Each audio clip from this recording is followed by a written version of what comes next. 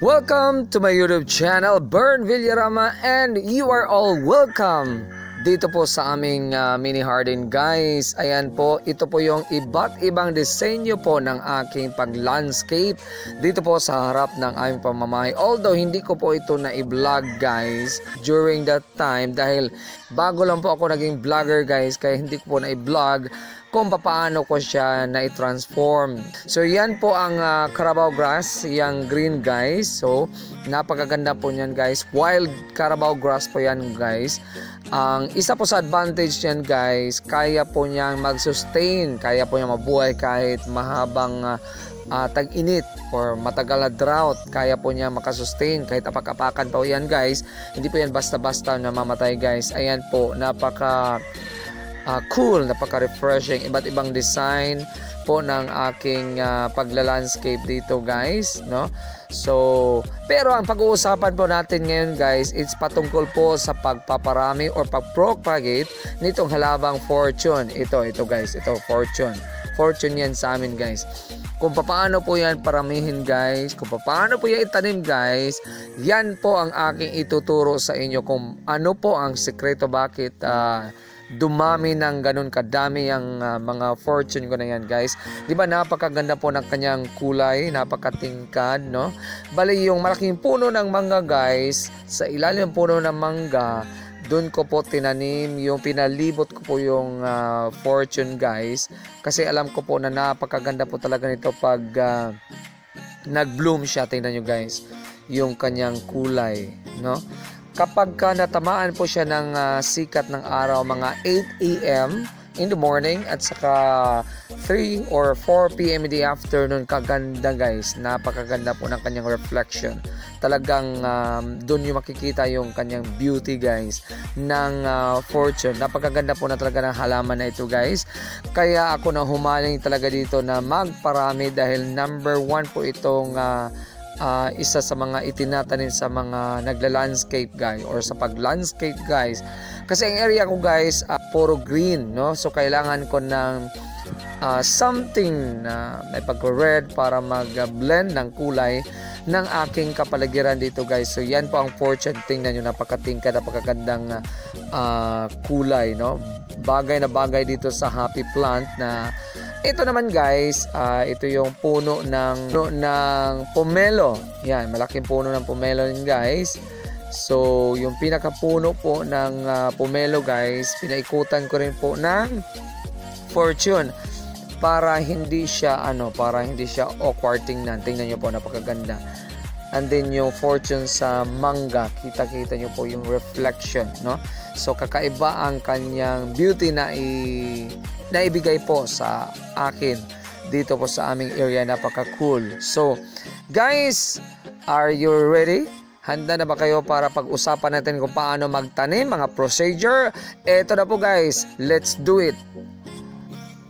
At eto na, guys, na lagyan ko na po ng lupa ang ating plastic, transparent na plastic, at kailangan ko siyang tusok-tusokin, guys, para syempre makalabas yung water kapag nililigan po natin yung tanim. And then konting press, kailangan natin siyang i-press para makompact yung lupa, guys, para magsiksikan yung lupa, para pag itanim natin mamaya yung fortune, yung halaman hindi siya aalog-alog. And of course, kailangan natin i-cut yung excess na plastic para hindi po mahirap or para mas madaling mabuhay, para mas madaling diligan yung ating halaman, guys. Ayan, sagabal po yan. So kailangan tanggalin, okay?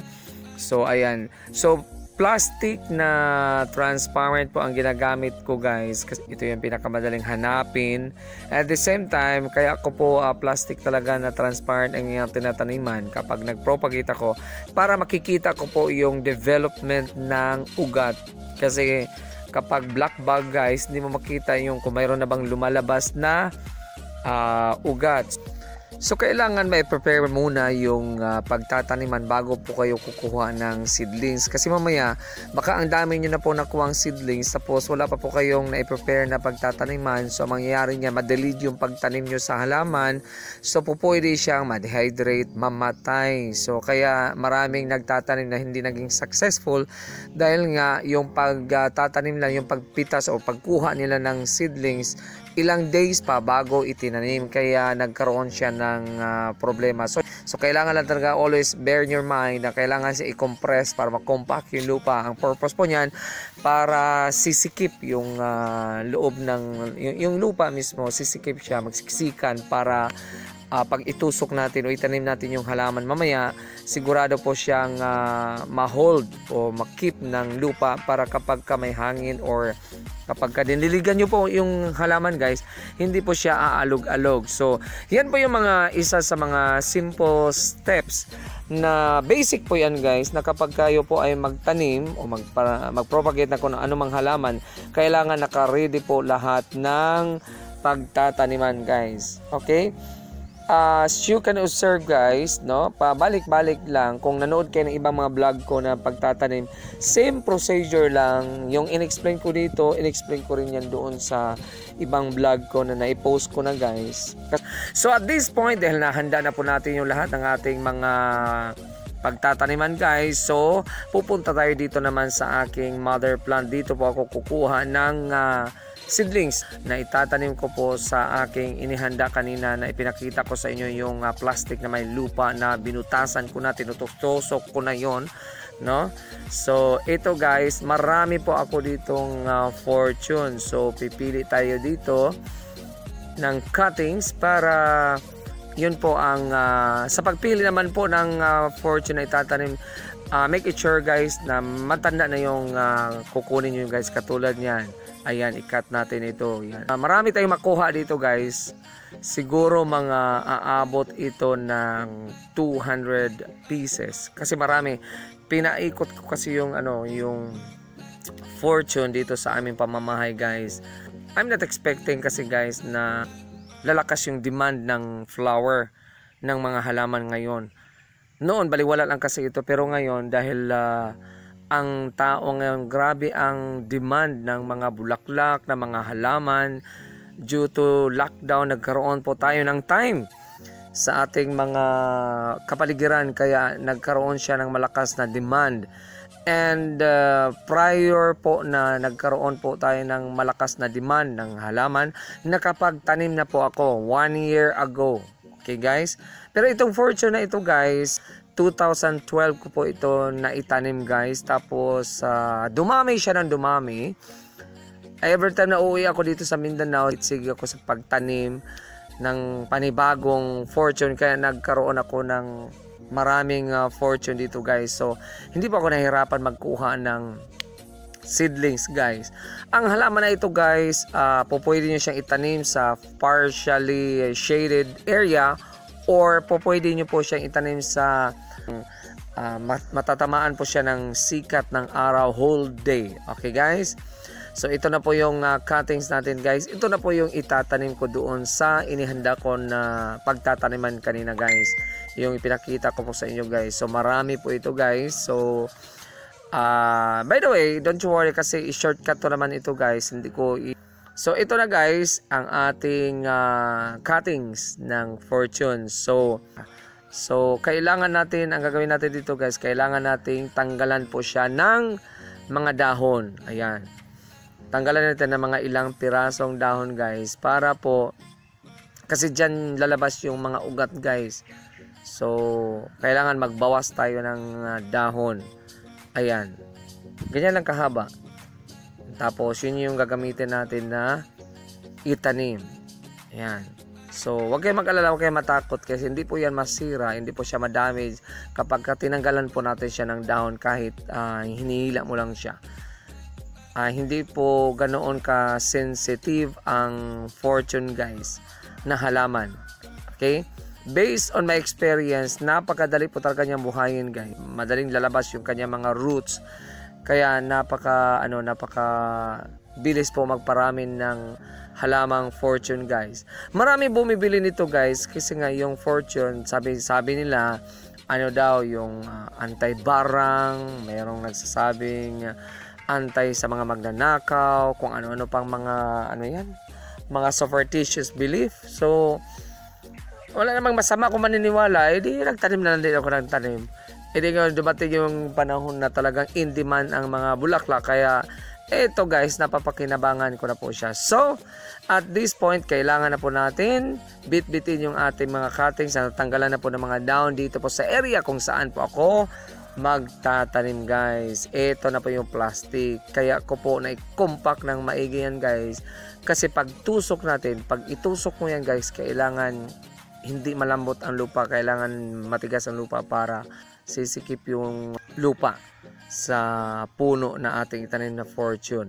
Then i-press mo pa siya to make it sure talaga makompress pa yung lupa para hindi talaga siya basta-basta naaalog kapag binubuhusan o dinidiligan natin guys. Kapag kasi hindi compact masyado yung lupa guys, po pwedeng aalog-alog siya guys. Kaya dyan po nagkakaroon ng problema. Bakit? Ang tagal lumabas ng mga ugat ng ating halaman na itinanim. Kasi paano siya makapag-develop agad ng ugat kung hindi stable ang kanyang pagkatanim. Ayan. Tusok, tapos pindot-pindot. Ayan. Simple steps. Tusok. Ayan. Itusok natin siya sa plastic na may lupa. Itusok. And then, press. O, diba? Ganun lang. Para lang po kayo ditong naglalaro. Okay? So, as simple as that. Ganun lang kadali po magtanim ng halaman, no? So, ang iba sinasabi, ang hirap daw magbuhay ng mga ganitong halaman, ganyan, ganito, ganyan. Ako naman din guys, for how many years na ako nagtatanim ng mga halaman guys, kaya inaral ko yung yung kanilang mga nature. No, inaral ko kung paano ba talaga mabuhay ang mga ito. Noong mga panahon na nag-umpisa din ako guys, ang dami ko ring namamatay. So dumating sa point na na-discourage ako, magbili na lang ako ng halaman kasi every time na mag-propagate ako namamatay. So hindi ko alam yung procedure, yung tamang pagtatanim guys, kaya ayun, hindi naging successful. And then nagkaroon ako ng konting background sa agriculture. Kasi yung kurso ko po guys ay meron siyang technical course or technical courses ng agriculture, ng animal science, ng HRM, ng nutrition and dietetics. So marami pong coverage ang aking kurso guys. Ito na po yung naitanim ko na. Almost 200 pieces po ito guys. Napakarami po niyan guys. In just 3 to 4 weeks, magkakaroon na yan ng mga ugat guys, or pwede na po natin yung i-transplant. Tapos ilagay nyo po sa may lili, huwag nyo pong painitan yung bagong tinanim na halaman guys, para hindi po siya ma-dehydrate, hindi po siya mamatay. After 4 weeks mula nang itinanim ko ito guys, ayan po, malago na po ang kanya mga ugat. So this is the reason guys kung bakit mas gusto ko talaga taniman itong transparent na plastic, para anytime po ma-monitor po natin yung ating mga halaman kung marami na po bang ugat. Kasi nagadepende po sa dami ng ugat ang ating pag-transplant or ang ating pag-dispose sa ating mga halaman guys. Kasi hindi po lahat ng halaman, kahit sabay-sabay po natin yung itinanim guys, hindi rin sabay-sabay ang pag-develop ng kanilang mga ugat. Katulad yan guys, same day na itinanim guys, pero iilan pa lamang po yung ugat na lumalabas guys. So kailangan natin ma-classify yung maraming ugat sa konti palang ugat to make it sure na talagang mabubuhay guys. Okay, ayan, so ito medyo marami na, tingnan nyo guys. So yun po ang isa sa advice ko kung kayo po ay magtanim, kung preferably kung meron kang available ng mga transparent na plastic dyan, po pwede nyo pong yun ang taniman guys. Yun lang po sa akin, kasi based on my observation or based on my experience po yan guys. So at this point po guys, ay ready for transplant na po ito guys. Dadalhin ko na po ito doon sa area kung saan po ako mag-landscape. So confident na po ako guys na itanim ito doon sa nag-request sa akin na mag-landscape kasi nga alam kong buhay na po ang mga halaman na ito guys. Ayan.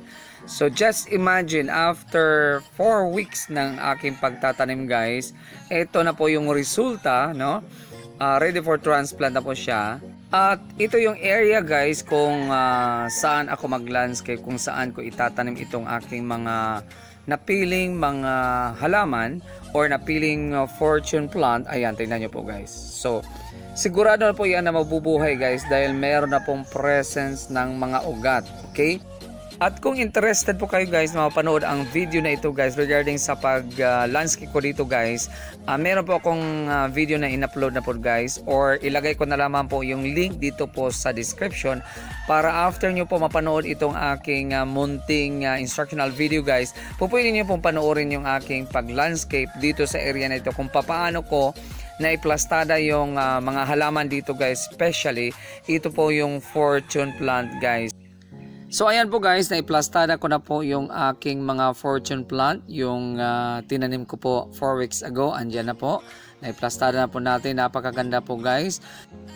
So far yan lang mga pinakauling kaganapan dito po sa pagpapatuloy natin na pagbibigay ng mga mahalagang information regarding po sa pagtatanim. Maraming salamat and God bless us all.